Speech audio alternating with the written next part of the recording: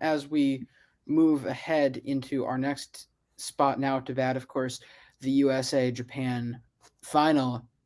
That I think is my qualifier here is if you got out of the group stage, that's the difference between a success and a failure for a tournament because so much can go wrong or right in a baseball game. Going in single elimination, yes, you get the game 7, but you also get a lot of stuff that is incredibly unfair based on just the sheer luck of the sport. That's why 7 games not only works, but it feels almost necessary for baseball. And so, in a situation like this, that's not possible, but it's, an issue. It's something you have to just deal with. The U.S. dealt pretty well with it, and, as much as I'm disappointed, I can't be mad.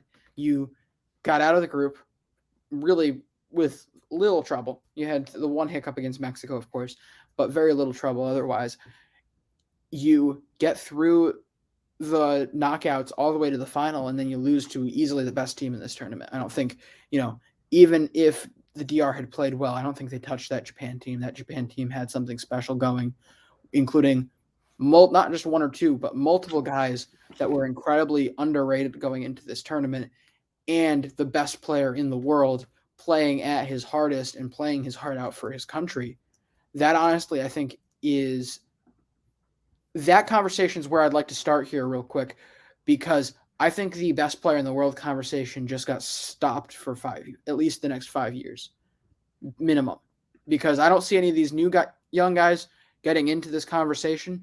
It's a 2-horse race between Trout and Ohtani, and it was solved in these knockouts. Can you imagine if they were on the same team, LJ? I know, it would be filthy. It'd be crazy. It would be ridiculous. But we finally got that opportunity to see a head-to-head at bat between the two, which we'll get to in a minute. But leading up to that, here you have Shohei Ohtani, who, showed up at the plate Shohei'd up at the plate the entire tournament. Never an issue there. Man decides I'm going to pitch and hit in this tournament, in my spring training, the spot where teams are usually a little bit more cautious with him in particular because he's going to have such a workload. He puts the max workload on himself, starts the semifinal, and then comes in relief in the final. Like, he gave it his all and proved it with his performance. That's the type of special performance that winners give.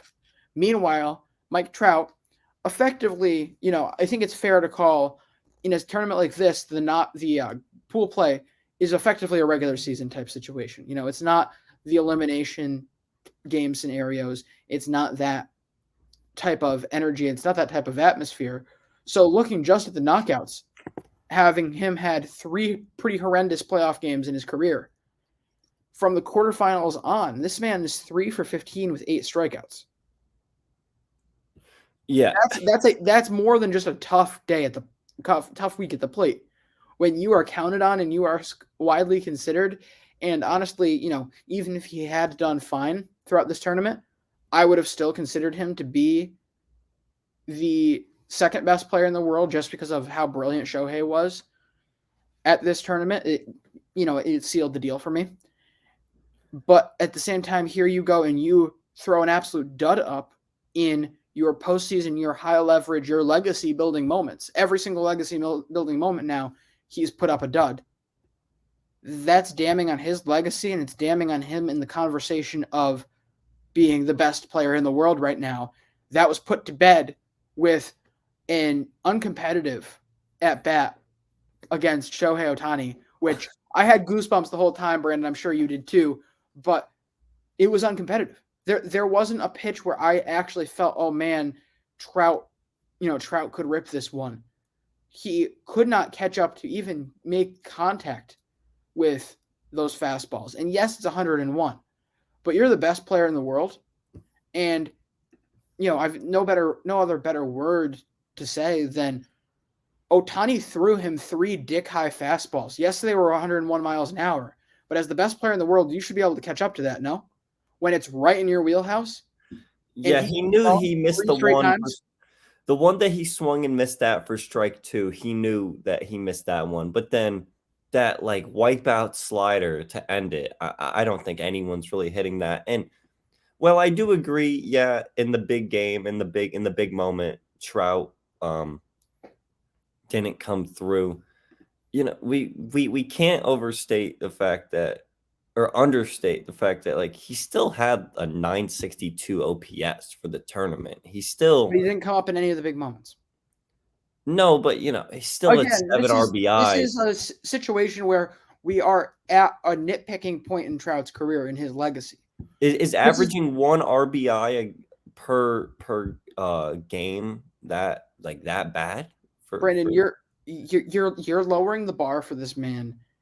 Just I'm not sure if it's necessarily to keep childhood dreams alive, what it is, but we're at a nitpicking point. That was a little uncalled for. I'm sorry, but we're at a nitpicking point in his legacy. He is up there statistically among the greats, and it's now time to decide whether this guy is in the conversation of first ballot Hall of Famer or Hall of Famer or Babe Ruth. First ballot Hall of Famer or Hank Aaron. It's 100% a great honor and well-deserved to be in, he can easily be a first ballot Hall of Famer, glory to him, everything, but he's still not in that Mount Rushmore Pantheon type conversation among baseball greats.